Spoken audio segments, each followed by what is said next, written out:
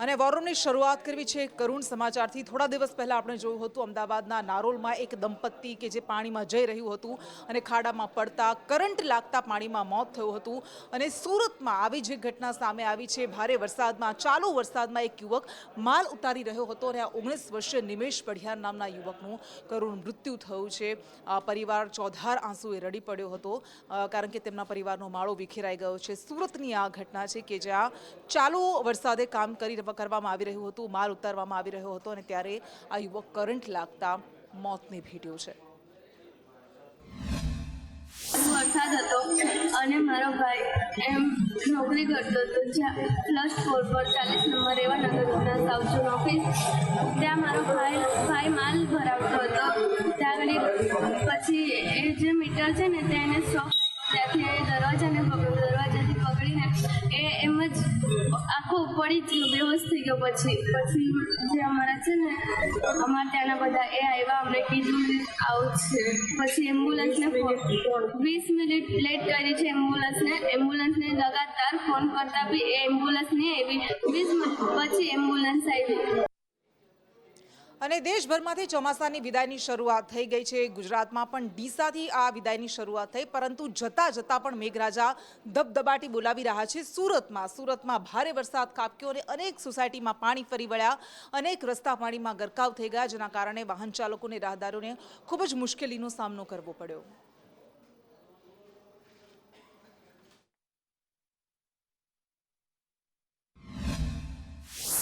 સુરતમાં ધોધમાર વરસાદ વરસે ઉધના નવસારી રોડ ઉપર વરસાદી પાણી ભરાયા છે। સિઝનમાં સતત 7મી વખત આ રોડ ઉપર પાણી ભરાય છે। 1 કિલોમીટરના દાયરામાં એક સાઈડનો રોડ છે આખો ને આખો વરસાદી પાણીમાં ગરકાવ થઈ ચૂક્યો છે। તેને કારણે ટ્રાફિક જામની સમસ્યા પણ જોઈ શકાય છે, સર્જાઈ છે। વાહનોની લાંબી કતારો જોવાઈ રહી છે અને વાહનો ભારે હાલાકીનો સામનો કરીને તે અહીંથી પસાર થઈ રહ્યા છે। જોઈ શકાય છે કે ત્યારે કહી શકાય છે કે એસએમસીની પ્રી મોન્સૂનની કામગીરી ઉપર પણ સવાલો ઉઠી રહ્યા છે, કારણ કે જ્યારે સતત 7મી વખત અહીં પાણી ભરાવાની સમસ્યા સર્જાય છે ત્યારે પાણીનો ઝડપથી નિકાલ નહીં થઈ થાય તેની માટે પણ સ્થાનિક લોકો દ્વારા અહીં વારંવાર રજૂઆતો કરવામાં આવે છે। ત્યારે જોઈ શકાય છે કે વાહનોની લાંબી કતારો સાથે ધીરે ગમે તે ગતિએ અહીંથી પસાર થઈ રહ્યા છે। આ ઉધના નવસારી રોડ જે છે નેશનલ હાઈવે નંબર 40 ને જોડતો આ એક રોડ છે અને અહીંથી નવસારી અને મુંબઈ તરફ જવાનો રસ્તો છે। ત્યારે અહીં આ રીતની પરિસ્થિતિ છે। ત્યારે એસએમસી દ્વારા જે પ્રકારે કામગીરી કરવાની હોય છે, રોડની સારકામ હોય છે, પછી ડ્રેનેજનું કામકાજ, તેના ઉપર સવાલો ઉઠી રહ્યા છે। ત્યારે જોઈ શકાય છે કે આખો ને આખો રોડ ઉપર આ જે ગાડીઓ છે તે નાવડીની સમાન ફરી રહ્યા છે। ત્યારે અહીં સિઝનમાં સતત 7મી વખત આ રોડ ઉપર પાણી જે છે ભરાય છે। એક આખો ને આખો 1 કિલોમીટરનો એક સાઈડનો રોડ પાણીમાં ગરકાવ થતા વાહન ચાલકોની કતાર જોવાઈ રહી છે। ટ્રાફિક જામની સમસ્યાઓ પણ સર્જાય છે। વાહન ચાલકો હાલાકીનો સામનો કરીને અહીંથી પસાર થઈ રહ્યા છે। કેમેરામેન ભૂષણ ચૌધરી સાથે જયેન્દ્ર પાંડે, સંદેશ ન્યૂઝ, સુરત। ફિઝિયોથેરાપી કોલેજ જઈ રહ્યા છે અને અત્યારે વરસાદમાં બધે બહુ પાણી ભરાઈ ગયા છે, તો તકલીફ પડી રહી છે। વ્હીકલ બંધ થઈ જાય છે વચ્ચે અને પ્રોબ્લેમ આવી રહી છે। અને ગુજરાતમાંથી ચોમાસું સંપૂર્ણ વિદાય લે હજુ 1 સપ્તાહ લાગશે, પરંતુ વિદાય લેતા પહેલા પણ ચોમાસું ધબધબાટી બોલાવાનું છે। 17 થી 23 તારીખ સુધી હળવાથી મધ્યમ વરસાદની હવામાન વિભાગે આગાહી કરી છે। 17 से लेकर 23 सितंबर तक हल्का से मध्यम बरसात रहेगा गुजरात रीजन और सौराष्ट्र कच्छ दोनों रीजन में। 22-23 का अभी जो हमारा पूर्वानुमान है लाइट टू मॉडरेट हल्का से मध्यम बरसात का संभावना रहेगा। कौन सी जगह पर सर? ये तो हमें जो 4 डिस्ट्रिक्ट है हम इसमें ड्राई दिखा रहे हैं, जो है आपका कच्छ, बनासकांठा, साबरकांठा, मेहसाना और पाटन। बाकी जो डिस्ट्रिक्ट है इसमें लाइट मॉडरेट का संभावना। अभी 2 सिस्टम लाइन ऑफ विड्रॉल और जो अपर या साइक्लोनिक। અને કચ્છના બઢિયામાં ખેડૂતો વચ્ચે, સ્થાનિકો વચ્ચે અને પોલીસ વચ્ચે ઘર્ષણ સર્જાયું હતું, કારણ કે ખાનગી કંપનીની વીજ લાઇનને લઈને આ ખેડૂતો વિરોધ કરી રહ્યા હતા, આંદોલન કરી રહ્યા હતા। એમાં કિસાન સંઘના નેતાની અટકાયત કરવામાં આવી અને પરિણામે ખેડૂતો રોષે ભરાયા હતા। ખાનગી કંપનીની આ વીજ લાઇન સામે ખેડૂતો છેલ્લા કેટલાય સમયથી વિરોધ કરી રહ્યા છે। છેલ્લા 22 દિવસથી તેઓ આંદોલન કરી રહ્યા છે।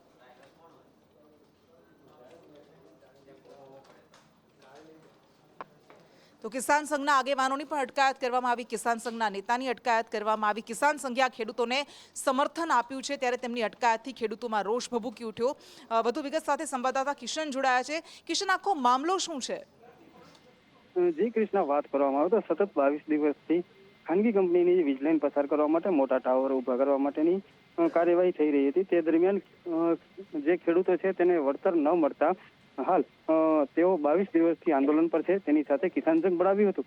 જ્યારે આજે પોલીસ સાથે રાખી ખાનગી કંપની દ્વારા કામ કરવાની શરૂઆત કરી હતી ત્યારે ખેડૂતોએ વિરોધ કરતા અમુક જે કિસાન સંઘના આગેવાનો છે તેમની અટકાયત કરી છે અને હાલ પોલીસ બંદોબસ્ત સાથે કામ રોકી દેવામાં આવ્યું છે અને મીટિંગનો દોર શરૂ થયો છે.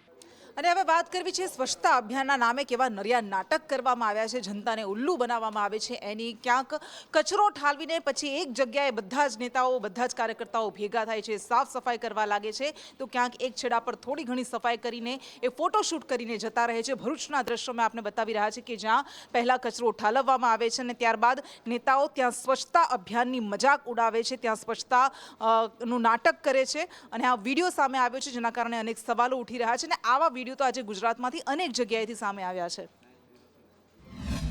આમોદ નગરપાલિકાના ચીફ ઓફિસર સાહેબ શ્રી, આમોદ નગરપાલિકાના પ્રમુખ શ્રી એ જાતે ફોટોશૂટ કરવા માટે જાણી જોઈને ત્યાં આગળ કચરો નખાવે છે અને ફોટોશૂટ કરાવે છે એમના કાર્યક્રમને ખાલી ફોટોશૂટ કરવા માટે. તો જેથી આમોદ નગરપાલિકાના ચીફ ઓફિસરને ને પ્રમુખને કહીએ છીએ કે આમોદની જનતા પણ તમને જાણે છે, આખા નગરમાં ખાલી તમે ફોટોશૂટ જ કરાવો છો પણ ફોટોશૂટ ભૂલીને જે ખરેખર આમોદ ગામની જે કઈ પરિસ્થિતિ છે તેમાં નિરાકરણ માટે તમે કોઈ પગલાં ભરો. સવારના 10:30 થી 11 કલાકે માન્ય વડાપ્રધાનની જન્મ દિવસ હોવાથી નગરપાલિકામાં સફાઈ અભિયાનનો એ કરેલો કાર્યક્રમ, પરંતુ મારા સફાઈ કર્મચારીને અધિકારી શ્રી સાહેબ અને પદાધિકારી સાહેબે આદેશથી એમને કચરો મંગાવીને ગ્રાઉન્ડમાં નખાવેલો અને પછી જાતે સફાઈ કરવા લાગેલા. પરંતુ અમે તો નીચલા કર્મચારી છે, દલિત કર્મચારી છે, અમને તેમના આદેશનું પાલન કરવાનું હોય, કદાચ એમને ના પાડી દે મારો કર્મચારી, તે લોકો તરત નોટિસ લઈને અમને છૂટા કરી દે. માટે અમે તો આદેશનું પાલન કરીને આ રીતના કામગીરી કરેલી હતી. મારા કર્મચારી જે આદેશ કર્યો એ લોકોએ એ રીતના કામગીરી કરેલી હતી. અને ખેડૂતોના નસીબમાં જાણે કે વલખા મારવાનું જ લખાયું છે. પહેલાં એ રજિસ્ટ્રેશન માટે વલખા મારે છે, એ રાતોની ઊંઘ બગાડીને લાઇનમાં ઊભો રહે છે, રજિસ્ટ્રેશન થતું નથી અને પછી માંડ જ્યારે રજિસ્ટ્રેશન થાય ત્યારે રજિસ્ટ્રેશન કેન્સલ થયું હોવાના મેસેજ મળે છે. રાજકોટના જસદણની આ વાત છે જ્યાં ખેડૂતોને તેમના રજિસ્ટ્રેશન કેન્સલ થયા છે ટેકાના ભાવે મગફળીની ખરીદીના એવા મેસેજ આવ્યા અને કારણ અત્યંત વિચિત્ર કારણ આપવામાં આવ્યું છે કે સેટેલાઇટ ઇમેજમાં વાવેતર દેખાતું જ નથી. કે ભાઈ ફોર્મ ભરવા માટે ખેડૂતોને લાઈનમાં ઉભું રહેવાનું હતું, પછી પોતાના ખેતરમાં મગફળી સાબિત કરવા માટે પણ ખેડૂતોને લાઈનમાં ઉભું રહેવું પડતું હોય. તો સરકાર ખેડૂતોને સરકારની કોઈ પણ પ્રકારની જરૂર નથી. આ સરકાર ખોટી લાલચો આપી અને ખેડૂતોને હેરાન કરવાનું જ માત્ર કાર્ય કરી રહી છે. મગફળીની અંદર જ ઊભા છે, મગફળી દેખાય જ છે અને છે જ મગફળી, તો એના સેટેલાઇટમાં શું મિસ્ટેક છે કે એને ન દેખાય. હવે આવી રીતે ધક્કા ખાઈને અમે ફોર્મ ભર્યા છે. અત્યારે મોસમનું કામ ચાલુ છે, મગફળી લેવાનું કામ ચાલુ છે. તો સરકારને અમને આ ધંધે લગાડી દે તો અમારું કામ કરવું કે ખાલી ફોર્મ ભરવા, આ એક લાલચ દેવાની વાત છે. ન લેવાની નીતિ છે સરકારની અને આવી રીતે કરશે તો ખેડૂત હજી પાછળ જતો જાય અને આપઘાત કરવાનો વારો આવશે. અને જો સરકારને આ મગફળી લેવી હોય તો કોઈ માથે હાથ નથી રાખતા, ટેક્સ ભરી છે એના રિફંડમાંથી એને પાછા કરવાના છે પૈસા, કોઈ સરકારના ઘરમાંથી કે એના પૈસા છાપીને ખેડૂતને નથી આપવાના. તો ખેડૂતોમાં ઠેર ઠેર આક્રોશ છે. અહીં રજિસ્ટ્રેશનમાં ધાંધ્યા છે એટલે આક્રોશ છે. તો દ્વારકાના ભાણવડમાં પણ ખેડૂતો રોષે ભરાયા છે અને એની પાછળનું કારણ છે કે સર્વે જે કરવામાં આવતો હતો સેટેલાઇટ સર્વે, એમાં એમની અરજી ના મંજૂર કરવામાં આવી જેના કારણે ખેડૂતો વિરોધ કરી રહ્યા છે. આ દ્રશ્યો આપને બતાવી રહ્યા છે. ખેડૂતો એકઠા થયા હતા, રજૂઆતો કરી હતી, નારા લગાવ્યા, સૂત્રોચ્ચાર કર્યા અને તેમણે વિરોધ દર્શાવ્યો હતો. સેટેલાઇટ સર્વેને લઈને તેમની અરજી ના મંજૂર થતાં ખેડૂતો લાલઘૂમ થયા છે. મારા લગભગ ફતેપુર ગામના બધી ગરાસ વીઘા જમીન બધી ભાણવડમાં આવે છે અને ભાણવડ પૂરતું પ્રોપરમાં ખાતે ખેતીવાડીના સર્વે નંબર આડાવડા હોવાથી ખરેખર ખેડૂતે મગફળી જ વાવી છે. એને કઈ કપાસ નથી વાવ્યો, આંબા નથી વાવ્યા કે બોરડી નથી વાવી, ખરેખર માંડવી મગફળી જ વાવી છે. પણ છતાં જે સેટેલાઇટના મુજબ કંઈ ભૂલચૂક જે કંઈ હોય સરકારને હું મારા માધ્યમથી કહેવા માંગુ છું, સરકારશ્રીએ તેના તલાટીએ સર્વે કરી અને ખેડૂતને ખોટી રીતે હેરાનગતિ ન કરે.